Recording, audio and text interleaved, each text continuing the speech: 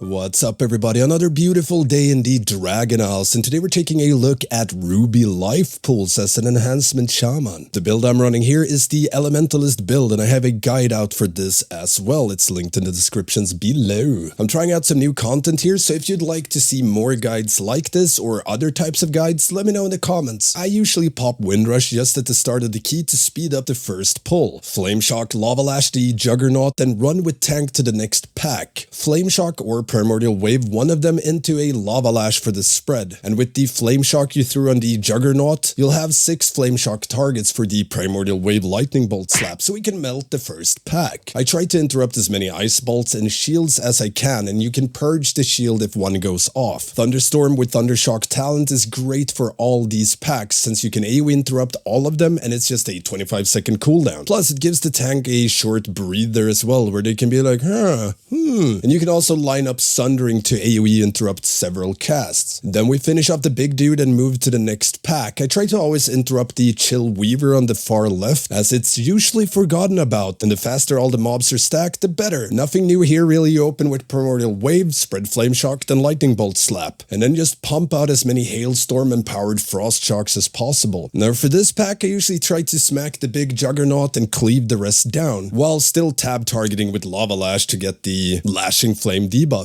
And make sure to interrupt Thunderstorm, Incap, Sundering, etc. and purge the Absorb if it goes off. Combine Ancestral Guidance with some of your burst and you can also pretty much top the party during parts of this pull. If it's lined up properly with enough damage, it's basically a raid cooldown. Now if you're gonna deal with the big mob Dragonflight, it's great if you can get some whelps with you so you can Primordial Wave Cleave, since more haste means more damage you can pump into Dragonflight, and whelps really don't do much, so it's not really gonna add any stress to the pull. Just don't go ninja pulling it without the tank knowing, because then you get hit with the "you pull, you tank, bruh." Boss time!